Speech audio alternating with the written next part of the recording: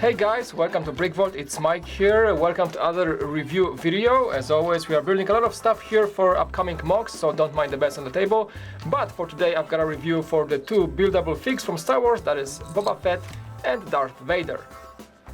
The set numbers are 75533 and 75534. We have 144 and 168 pieces respectively. Age recommendation is 8 to 14 and 9 to 14. And of course, these are the 2018 expansions to the buildable Star Wars fig line. I have built those guys during a live stream, so if you want to check this out, I'm gonna leave a link to our Twitch below. For this video, as usual, we're doing a review.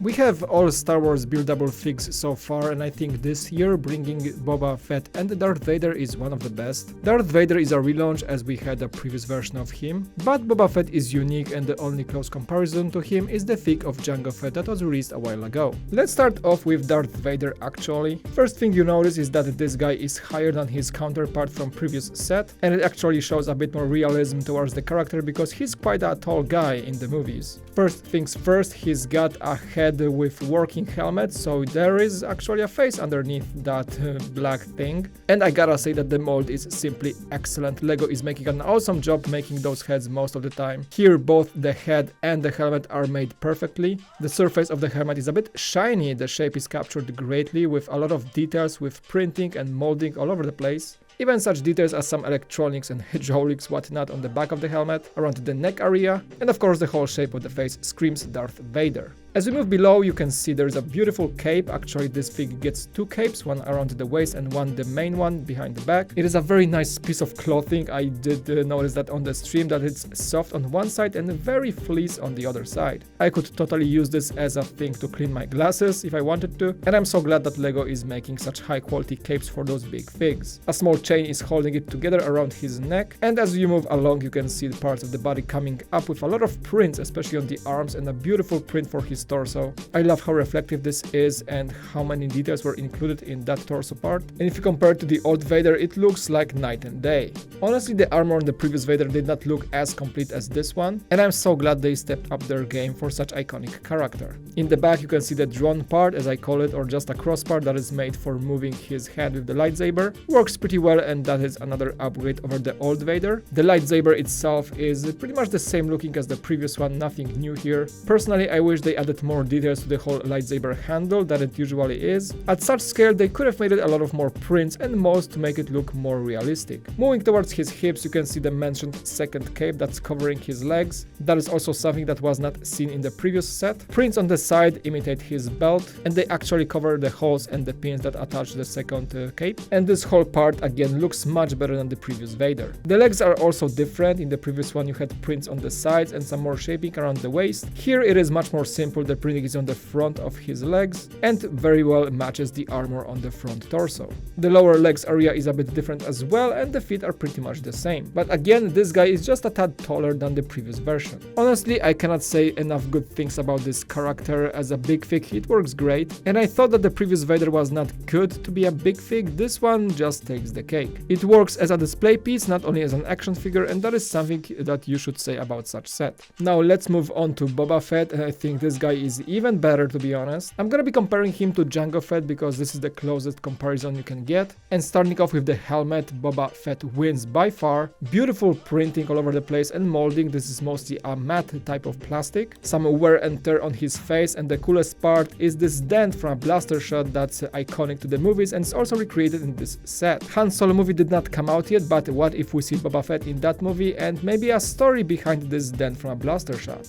Definitely shows that the helmet Fett saved his life at least once. You can also see the targeting system on the side that's actually working, movable, and it's also a difference from Jango Fett because that guy had this in a fixed spot. Taking a look at the back, we have the colorful jetpack with a flick missile working. You just punch it with your fingers and it pretty much goes, very well working thing. Jango Fett has the same thing, but it was much less detailed. And here you can also spot the side cape that Boba is wearing. And this is again a very high quality piece of clothing with the silky side and the fleece side. You actually get an extra one in the set in case you happen to damage this one. You can also see the iconic insignia of Boba Fett on his pauldron. The print looks great. And the torso itself has also a lot of cool stuff, mostly wear and tear from his sage green armor. It is not a big of an upgrade from Jango Fett actually, because Jango also had a very nice scratched surface of his front armor. It is just different, but not better if at all. I especially like the detail with the ropes holding his cape that are printed on the one side. There is the wrist missile on the left hand, same as Jango Fett had. And as we move towards the right hand, you can see the sniper rifle of course, and this thing looks pretty good.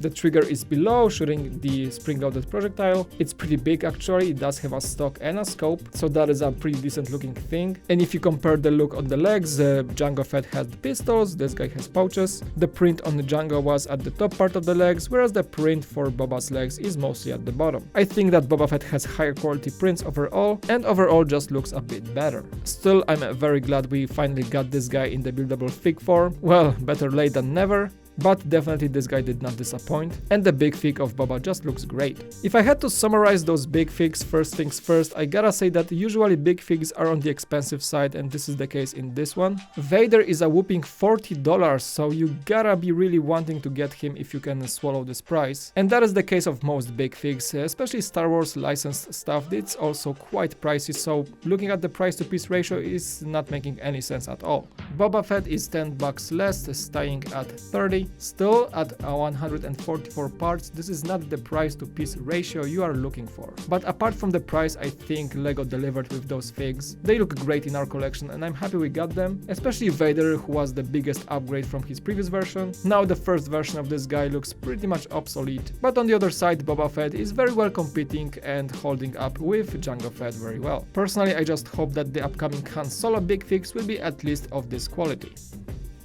Bad bounty hunter, bad bounty hunter. Ooh. Alright guys, that is it for this review. If you enjoyed this video, you can always leave a like and subscribe. I would always appreciate it. Thank you so much for watching. It's Mike here, and we'll see you again on BrickVault.